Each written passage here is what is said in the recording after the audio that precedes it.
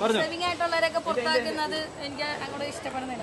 എത്രത്തോളം കഷ്ടപ്പെട്ടിട്ടുണ്ടോ അതിന്റെ ഇരട്ടി എന്റെ ഫാമിലി കഷ്ടപ്പെട്ടിട്ടുണ്ടെന്ന് എനിക്ക് നല്ല ബോധ്യമുണ്ട്.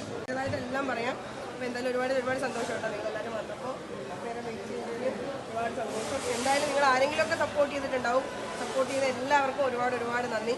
അല്ലാത്തവരോട് എനിക്ക് പരിഭവമൊന്നുമില്ല. എന്നാലും ഭർത്താവിന്റെ പിന്തുണ ഒരുപാട് ബിഗ് ബോസിൽ കണ്ടിരുന്നു. എങ്ങനെയായിരുന്നു? എന്നെ സഹിക്കാൻ തുടങ്ങി 2.5 വർഷമായില്ലേ. അപ്പൊ എന്തായാലും പിന്തുണച്ചല്ലേ പറ്റും. അല്ല, എന്റെ ഫാമിലി മൊത്തം എനിക്കറിയാം. ഞാനവിടെ ഉറങ്ങാതിരുന്ന അല്ലെങ്കിൽ ഞാനവിടെ എത്രത്തോളം കഷ്ടപ്പെട്ടിട്ടുണ്ടോ അതിന്റെ ഇരട്ടി എന്റെ ഫാമിലി കഷ്ടപ്പെട്ടിട്ടുണ്ടെന്ന് എനിക്ക് നല്ല ബോധ്യമുണ്ട്. അത് എന്ത് തന്നെയായാലും എനിക്കതിൽ സന്തോഷം മാത്രമേ ഉള്ളൂ. ഒരുപാട് സന്തോഷം. അറിയില്ല. നമ്മളിപ്പോൾ എനിക്കൊന്നും പറയാൻ പറ്റാത്തൊരവസ്ഥയിൽ സത്യസന്ധമായിട്ട് പറയാൻ എനിക്കറിയില്ല. കഴിയട്ടെ, ഇത് കഴിഞ്ഞിട്ട് നമുക്ക് എല്ലാവർക്കും സംസാരിക്കാം.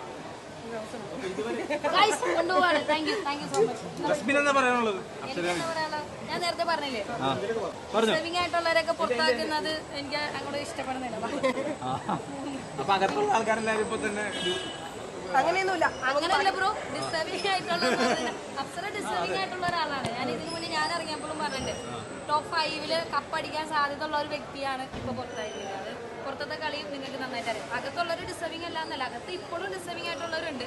ഇനിയും വീണ്ടും ആ ഡിസ്റ്റർബിംഗ് ആയിട്ടുള്ളവരൊക്കെയാണ് പിന്നെ പുറത്തു വന്നിട്ടുണ്ടെങ്കിൽ ബിഗ് ബോസിനുള്ള അർത്ഥമില്ലാണ്ടായിരുന്നു. അല്ല, വേറൊന്നുമില്ല. ഇപ്പം റസ്മിൻ ഇറങ്ങിയ സമയത്താണേലും ഇതേ ഞെട്ടല് ഒരുപാട് പേർക്ക് ഉണ്ടായിരുന്നു. അപ്പം ഞാൻ ഇറങ്ങിയപ്പോൾ എനിക്ക് അറിയില്ല നിങ്ങൾക്ക് എത്രത്തോളം എഫക്ട് ചെയ്യുന്ന എനിക്ക് അറിയില്ല. പക്ഷേ ഞാൻ സത്യമാണ്. പക്ഷേ എനിക്ക് പറയാനുള്ളത്, ഇതല്ലല്ലോ നമുക്ക് കപ്പ് കിട്ടുക എന്നുള്ളത് എല്ലാവരും ഡ്രീമാണ്. അവിടെ നിന്ന് 25 പേരുടെയും ഡ്രീമാണ്. പക്ഷേ അവിടെ നിന്ന് ഇറങ്ങിയിട്ട് എത്ര കാലം നിങ്ങളുടെ മനസ്സിൽ നിൽക്കും എന്നുള്ളതിലാണ് ഏറ്റവും വലിയ സക്സസ് ആയിട്ട് ഞങ്ങൾ കാണുന്നത്.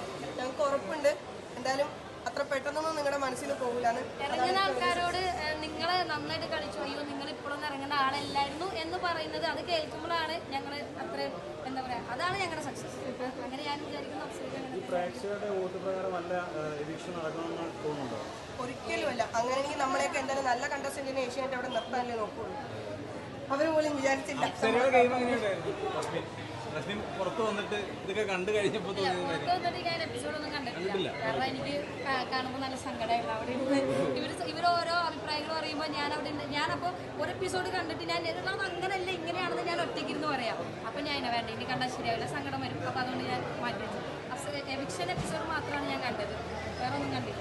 എന്നെ കാണാൻ ഓടി വന്നില്ലേ? അല്ല, ഈ ബന്ധം എങ്ങനെയാ?